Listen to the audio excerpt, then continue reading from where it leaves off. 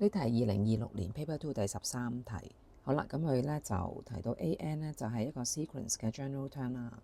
好啦，咁咧就俾咗第2項同第5項你，跟住咧佢話嗰啲項嘅關係咧就要符合呢條式。咁嘅意思即係話咧每一項咧等於佢3倍前一項，再減2倍再前一項咁解啦。好嗱，咁我哋咧由於佢俾咗A2你嘛，咁佢個問題問 A8啦。好，咁我哋咧就推翻啦。如果呢個 A2嘅時候，呢個就係 A3，咁呢個就係 A4。咁我哋首先寫第一條式出嚟。A4咧就係等於3倍 A3 減2倍 A2啦嚇。好啦，咁我哋知道 A2係7，咁我哋首先度翻落去先。咁即係 A4咧係等於3個 A3 減2乘7。咁即係 A4係等於3個 A3 減14。好嗱，咁呢條係第一條式啦。好啦，跟住我哋再推上去，後一個關係就應該係 A5係等於3個 A4 減2個 A3。好嗱，咁我哋咧就將個A5咧個數字帶翻落去，跟住咧上面呢條式咧塞翻落去，咁就會求到 A3㗎啦。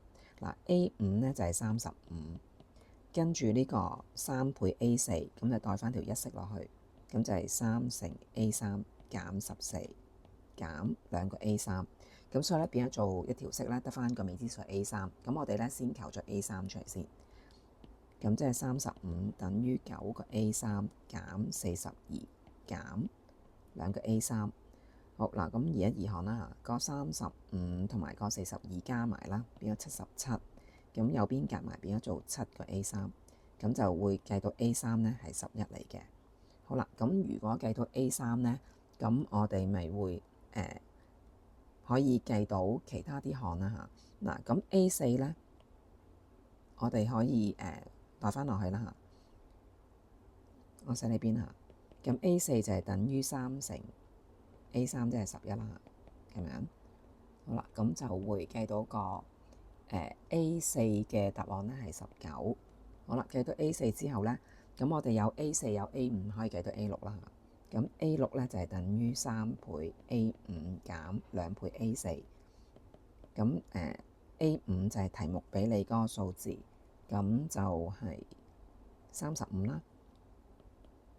跟住減翻2倍，頭先計到個 A4，咁咧就揾翻個 A6出嚟先。咁 A6嘅答案咧就係67。